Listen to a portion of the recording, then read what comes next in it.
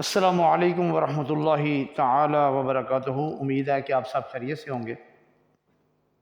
محرم الحرام کے بارے میں پارٹ نمبر 3 پیش کر رہا ہوں۔ تو میں عرض کر رہا تھا نواسۂ رسول صلی اللہ علیہ وسلم کا قافلہ سفر کی صحبتیں برداشت کرتا ہوا بالآخر مکہ معظمہ میں پہنچ گیا۔ اہلیان مکہ معظمہ کو آپ کی تشریف آوری کا پتہ چلا تو ہر شخص کے چہرے پر مسرت کی لہر دوڑ گئی۔ جیسے جیسے لوگوں کو آپ کی آمد کی اطلاع ہوتی گئی، گروہ در گروہ آپ کی زیارت کے لیے آنا شروع ہو گئے۔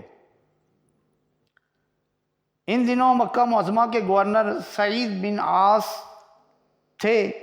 اگرچہ آپ یزید ہی کی طرف حاکم تھے اور خاندان بنو امیہ کے ہی فرد تھے، مگر رسول اللہ صلی اللہ علیہ وسلم کے خاندان والوں کا بے حد احترام کرتے تھے۔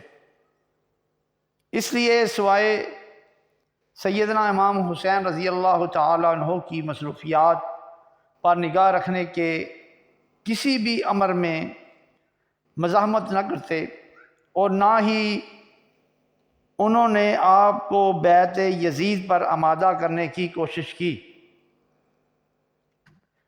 امام عالی مقام سیدنا امام حسین علیہ السلام کو مکہ معظمہ تشریف لائے ہوئے ابھی تھوڑا ہی عرصہ گزرا تھا کہ تمام مملکت اسلامیہ میں یہ خبر مشہور ہو گئی کہ نواسۂ رسول صلی اللہ علیہ وسلم مدینہ منورہ کی سکونت چھوڑ کر مکہ معظمہ میں رہائش پذیر ہو گئے۔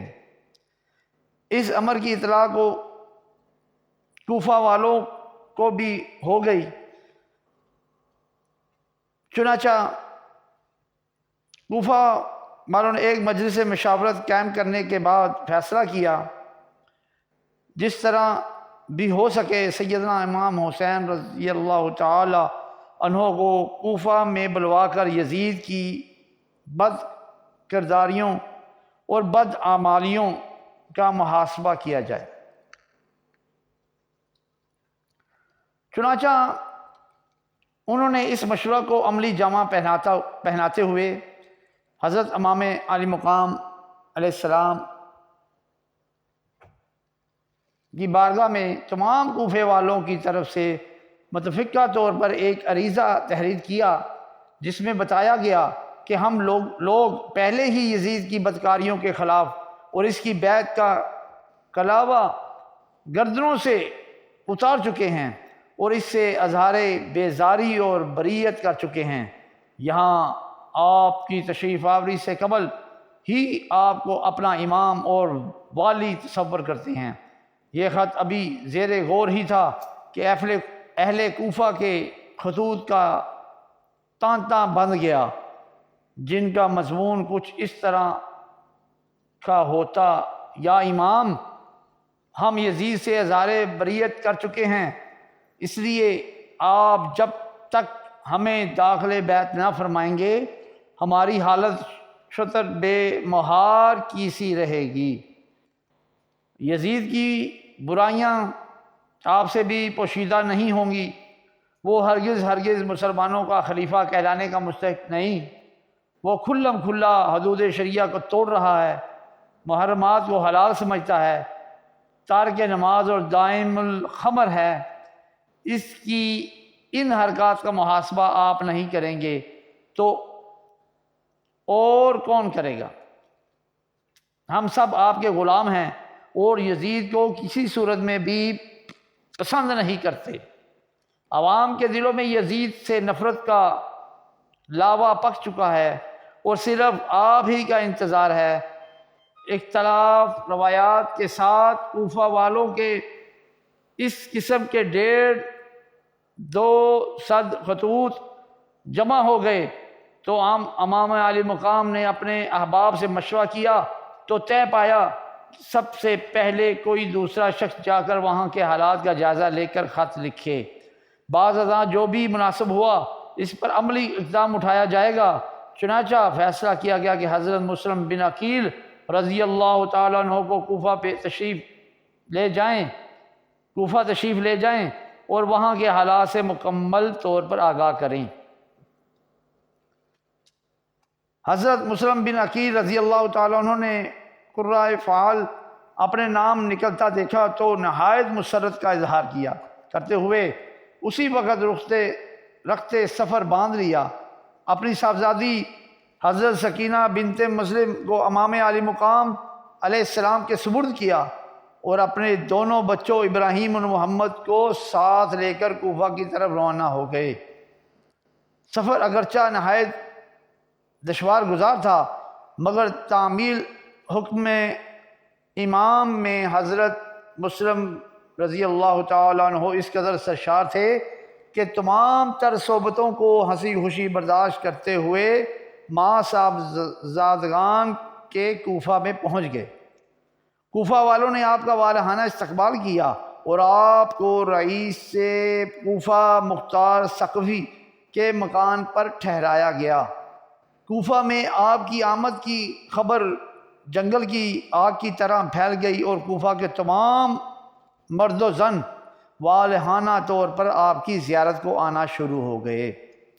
لوگوں کے استفسار پر آپ نے فرمایا کہ شہزادہ رسول سیدنا امام حسین علیہ السلام بھی جلد ہی تشریف لانے والے ہیں، مجھے انہوں نے اپنا نائب بنا کر بھیجا ہے تاکہ یہاں کے تمام حالات تو قوائف سے آگاہی حاصل کرنے کے بعد اپنی طرف سے عریضہ لکھوں جس کی روشنی میں آپ فیصلہ فرمائیں گے کہ یہاں آئیں یا نہ آئیں۔ رؤسائے کوفہ نے اسی وقت شہر میں بھر میں عام اعلان کر دیا کہ جگر گوشہ بطول شہزادہ رسول امام علی مقام علیہ السلام کے فرستادہ حضرت امام مسلم رضی اللہ تعالیٰ عنہ آپ کے نائب کی حیثیت سے یہاں تشریف لائے ہیں، اس لیے تمام لوگ آپ کے دست حق پرست پر حضرت امام حسین رضی اللہ تعالیٰ عنہ کے لیے بیعت کریں۔ چنانچہ چند لمحات بعد ہی لوگ ایک زبردست ہجوم کی صورت میں مختار ثقفی کے گھر آنا شروع ہو گئے اور پہلے ہی روز لوگوں نے جناب امام حسین علیہ السلام کے لیے حضرت امام مسلم رضی اللہ تعالیٰ عنہ کے ہاتھ پر 12,000 اور پھر دوسرے دن اس کی تعداد 40,000 تک پہنچ گئی۔ ابھی یہ سلسلہ جاری تھا کہ حضرت امام مسلم رضی اللہ تعالیٰ عنہ نے اہل کوفہ کی اس الفت و محبت کا مشاہدہ کرتے ہیں سیدنا امام حسین رضی اللہ تعالیٰ عنہ کو خط لکھا کہ حضور اہل کوفہ تمام ہی آپ کے محب اور غلام ہیں اور اکثریت نے آپ کے نام پر بیعت کر لی ہے، اس لیے آپ یہاں جلد ہی تشریف لا کر اپنے جمال و جہاں آرا سے ان لوگوں کو مستفیض فرمائیں۔ یہ خط امام علی مقام علیہ السلام کو بھیج دیا گیا۔ حضرات محترم سامعین کرام، کوفہ میں رہنے والوں میں سے کچھ لوگ یزید کے لیے جاسوسی کے فرائض بھی انجام دیتے تھے۔ ان یزید کے نمک خواروں نے کوفہ کے گورنر نعمان بن بشیر رضی اللہ تعالیٰ عنہ سے کہا کیا آپ نہیں دیکھ رہے یہاں یزید کی بادشاہت کے خلاف لوگ امام مسلم رضی اللہ تعالیٰ عنہ کے ہاتھوں پر بیعت کر رہے ہیں اور امام علی مقام امام حسین علیہ السلام کا انتظار ہو رہا ہے۔ اے گورنر کوفہ، اگر آپ کی خاموشی اور لا تعلقی کا یہی حال رہا تو عنقریب نہ ہی یہاں یزید کی بادشاہت قائم رہے گی اور نہ آپ کی گورنری۔ نعمان بن بشیر رضی اللہ تعالیٰ عنہ نے کہا تمہارے خیال میں مجھے کیا کرنا چاہیے؟ ان یزیدیوں نے کہا کہ جو لوگ امام مسلم رضی اللہ تعالیٰ عنہ کے ہاتھوں پر بیعت کر رہے ہیں آپ انہیں پوری طاقت سے منع کریں۔ نعمان بن بشیر رضی اللہ تعالیٰ عنہ نے کہا جو گورنری اہل بیت کے ساتھ بغض و عناد رکھنے میں ملے مجھے اس کی ہرگز حاجت نہیں۔ یزیدیوں نے صورتحال سے یزید کو آگاہ کرنے کے لیے فوراً ایک وفد دمشق روانہ کر دیا۔ یزید پلید نے اپنے ایک یہودی وزیر سرجون سے مشورہ کر کے یہ طے کیا کہ کوفہ میں نعمان بن بشیر کو معزول کر کے ابن زیاد کو گورنر مقرر کر دیا جائے۔ چنانچہ ابن زیاد کو ایک خط لکھا گیا کہ بصرہ میں اپنا قائم مقام مقرر کر کے فوراً کوفہ جاؤ اور وہاں سے جس طرح بھی ہو سکے بغاوت کو کچل کر رکھ دو۔ ابن زیاد بدنہاد یزید پریز کا حکم نامہ پاتے ہی کوفہ کی طرف روانہ ہو گیا۔ یہ شخص بڑا مکار اور عیار تھا۔ اس نے حجازی لباس پہنا اور رات کے وقت کوفہ میں اس راستہ سے داخل ہوا جہاں لوگ بیٹھ کر امام عالی مقام امام حسین رضی اللہ تعالی عنہ کا انتظار کیا کرتے تھے۔ یہ مکار جب اس راستے سے حجازی لباس پہنے اور چہرے پر نقاب ڈالے ہوئے گزرا تو لوگ خوشی سے جھوم اٹھے کہ امام حسین تشریف لے آئے۔ یہ خبیث سیدھا دارالامارات گورنر ہاؤس پہنچا اور نعمان بن بشیر کو یزید کا حکم نامہ دکھا کر معزول کر دیا اور خود کوفے کی گورنری کا عہدہ سنبھال لیا۔ صبح ہوئی تو اہل کوفہ کو بلا کر ابن زیاد نے تقریر کی، اے کوفہ والو، آج سے تمہارا گورنر ہوں اور میرا یہ اعلان سن لو کہ اگر تم نے امام مسلم کے ساتھ بیعت رکھی یا امام حسین علیہ السلام کی محبت و عقیدت کا دعویٰ کیا تو تمہارے گھروں کو لوٹ لیا جائے گا اور تمہاری جائیدادوں کو ضبط کر لیا جائے گا اور تمہارے سر کاٹ دیے جائیں گے۔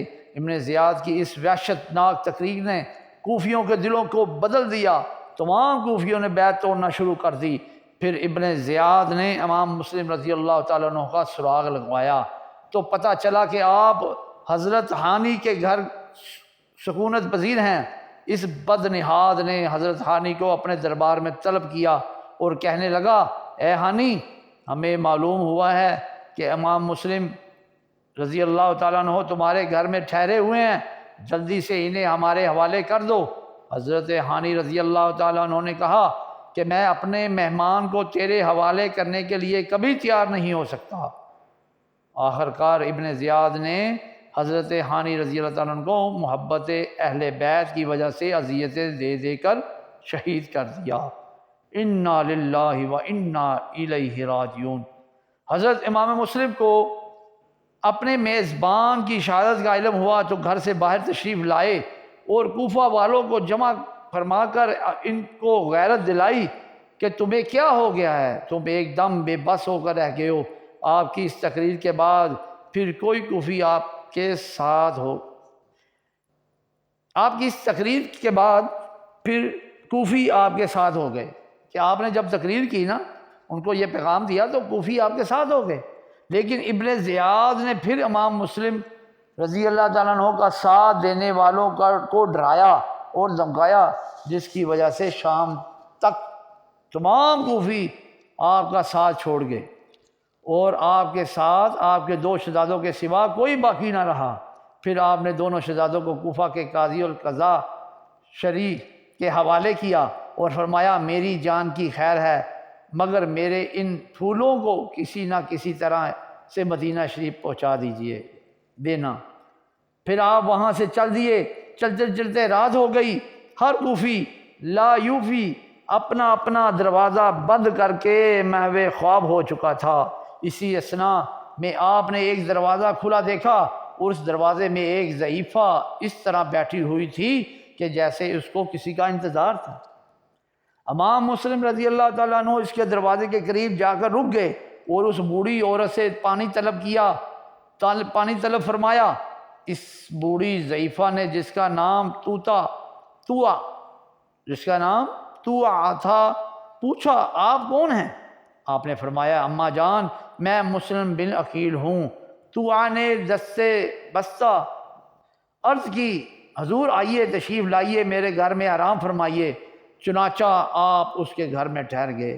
رات گزرتی جا رہی تھی اور آپ یا اللہ کی یاد میں مصروف ہو گئے۔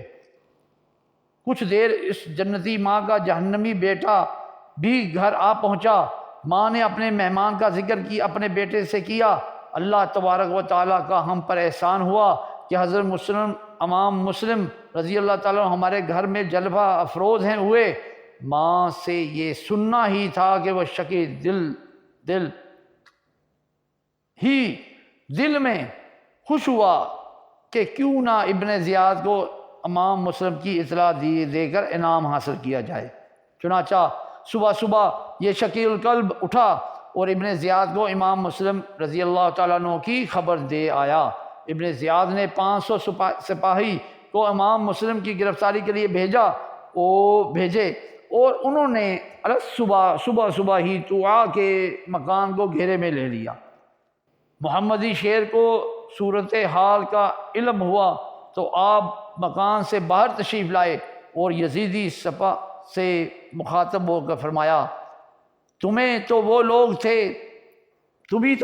تھے جنہوں نے ہمیں سینکڑوں خطوط لکھے اور کئی قاصد بھیجے، اور پھر ہم تمہارے پاس آئے، تم نے ہماری بیعت کی، اور آج تم ہمارے ہی خون کے پیاسے ہو گئے ہو۔ آپ کی اس تقریر پر تاثیر کے جواب میں ان ظالموں نے آپ پر تیروں کی بارش شروع کر دی اور آپ کا جسم اطہر چھلنی کر دیا۔ کسی نے تلوار کا وار کیا، کسی نے نیزے کی انی لگائی، مگر قربان جاؤں آپ کے حوصلہ و صبر و استقامت پر، اور فدا ہو جاؤں آپ کی ہمت و شجاعت پر۔ آپ نے باوجود تنہا ہونے کے ان باطل پرستوں کا جوان مردی سے مقابلہ کیا۔ بالآخر آپ لڑتے لڑتے فرش زمین پر گر گئے۔ انہوں نے اٹھایا اور زخمی شیر کو ابن زیاد بدنہاد کے دربار میں پیش کیا۔ ابن زیاد نے امام مسلم رضی اللہ تعالیٰ عنہ کو دیکھا تو کہا، اب بھی وقت ہے یزید کی بیعت کر لیں تاکہ آپ کی زندگی بچ جائے، مگر محمدی شیر نے بڑی جرأت و ہمت کے ساتھ انکار کر دیا۔ آپ کے مسلسل انکار سے مشتعل ہو کر ظالم نے جلادوں کو حکم دیا کہ انہیں دارالامارات کی چھت پر لے جا کر شہید کر دیا جائے اور آپ کی نحس کو اوپر سے زمین پر پھینک دیا جائے۔ چنانچہ جلاد آپ کو دارالامارات کی چھت پر لے گئے۔ جلادوں نے آپ کو شہید کرنے کا ارادہ کیا تو آپ نے فرمایا، مجھے شہید کرنے سے پہلے میری چند وصیتیں سن لو۔ پہلی یہ کہ میں نے یہاں فلاں شخص کا قرض دینا ہے، میری زرع بیچ کر میرا قرض ادا کر دینا۔ دوسری وصیت یہ ہے کہ میں نے اپنے بھائی امام حسین رضی اللہ تعالیٰ عنہ کو خط لکھا ہے کہ کوفہ تشریف لے آئیں، انہیں اطلاع کر دینا کہ یہاں تشریف نہ لائیں۔ تیسری وصیت یہ ہے کہ میرے شہید ہو جانے پر میرے بچے یتیم ہو جائیں گے، ان پر رحم کرنا، انہیں بحفاظت مدینہ رسول پہنچا دینا۔ جب آپ وصیتیں کر چکے تو ایک شکل القلب نے تلوار کا وار کیا اور آپ کا سر تن سے جدا کر دیا۔ انا للہ و انا الیہ راجعون۔